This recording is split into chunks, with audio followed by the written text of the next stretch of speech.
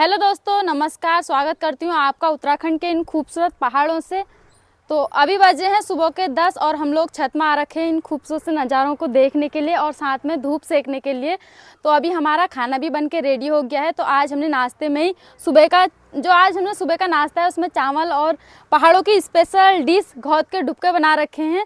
तो जाड़ों के दिनों में ना अक्सर घौद के डुबके हम लोग पहाड़ों में खाते ही हैं, क्योंकि जो घौद के डुबके होते हैं इसकी तासीर गर्म होती है और इसके रेट भी काफ़ी महंगे हैं। लेकिन हम लोगों ने अपने घर में लगा रखे हैं तो हम लोग खा ले रहे हैं। और वैसे इसके रेट हैं 200 रुपये किलो। तो अभी मैं आपको दिखाती हूँ घौद के डुबके। मम्मी जी ने तो अपने लिए लगा लिया है। तो साथ में है मूली का सलाद जो हमने घर पे ही लगा रखी है। तो ऐसे खूबसूरत से पहाड़ों को देख के ना खाने का आनंद अलग ही आता है। तो जहाँ पर पहाड़ नहीं है, नीचे प्लेन्स के लोग, तो वो आते हैं होटल में ऐसे नज़ारे का आनंद उठाने के लिए। वहाँ पर होटल कुछ आजकल तो क्या कर रहे हैं ना, होटल जो 2 मंजिला बना दे रहे हैं ताकि खूबसूरत पहाड़ों के साथ लंच, ब्रेकफास्ट, डिनर का आनंद उठाया जाए। लेकिन हम लोग बहुत ज़्यादा लकी हैं कि हम ऐसे प्लेस में नेचुरली रहते हैं और खूबसूरत से पहाड़ हमको सुबह शाम दिन भर दिखने को मिलते हैं। तो आज मम्मी जी का भी ऑफ है, ये है मेरी सासू माँ। तो सासू माँ करती है ड्यूटी, लेकिन आज संडे है तो आज का जो खाना है वो स्पेशल मम्मी जी ने ही बना रखा है। और इन्होंने मुझे घौद के डुबके, भटकी चुड़कानी ये सब बनाना सिखा दिया है। मैं भी बनाने लग गई हूँ अब तो अच्छे से।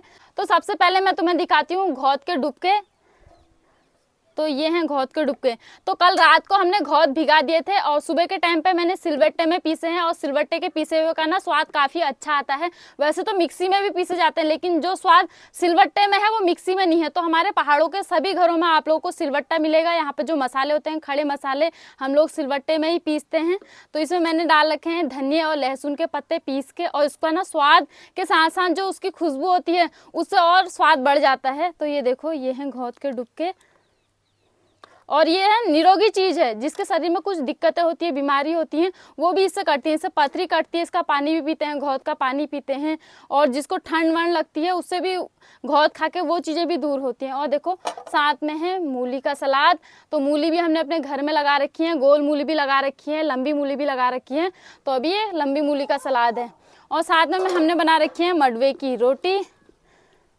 और मडवा भी घर में ही है, ये लगा रखा है। और मडवा भी आजकल गर्म होता है, तो ये मडवे का जो स्वाद है ना, ये भी बहुत ज़्यादा अच्छा हो रखा है। कुछ लोग तो क्या करते हैं ना, मडवे को सेता देते हैं बहुत दिनों तक, उसके बाद से उसकी मडाई करते हैं, तो उसमें वो टेस्ट नहीं रहता। हम लोगों ने क्या कर रखा है, मडवे को सुखा के सीधे हाथ से मडाई कर रखी है, तो इसमें काफ़ी अच्छा स्वाद आ रखा है। और जो मडवा हमने पीसा उसका कलर भी काफ़ी अच्छा था।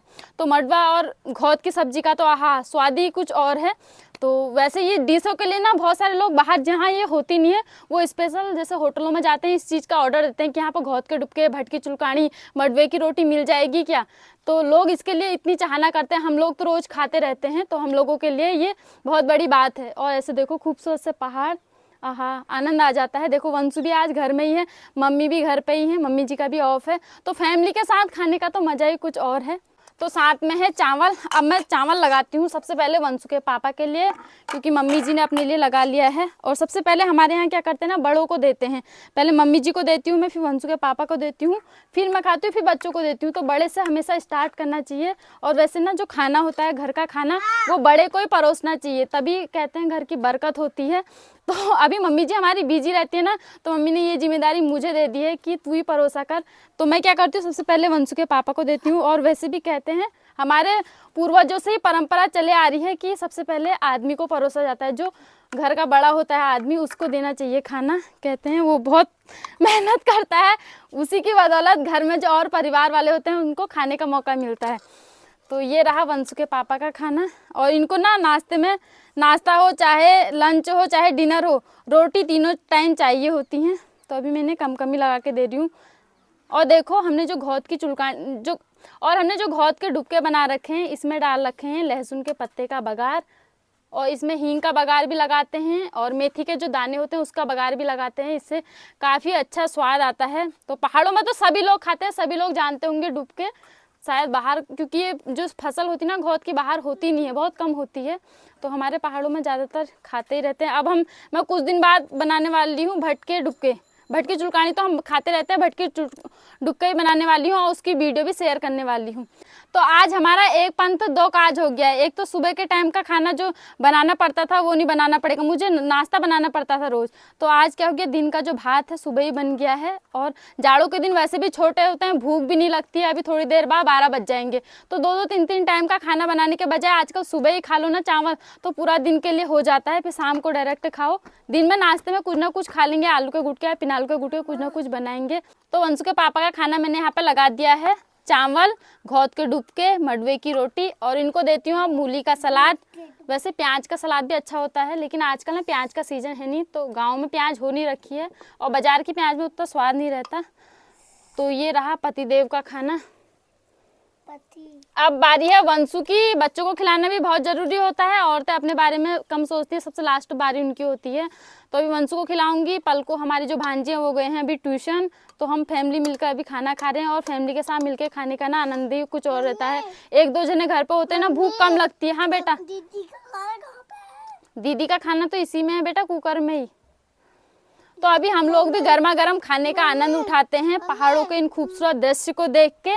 तो आई होप आप लोगों को भी ये खाना देख के अच्छा लगा होगा, मेरी वीडियो भी अच्छी लगी होगी। हाँ बेटा, दीदी का खाना बचा दो, दीदी का खाना मत खाना। ठीक है, दीदी का खाना बचा देंगे। और वंशु को हमारे सबकी चिंता है।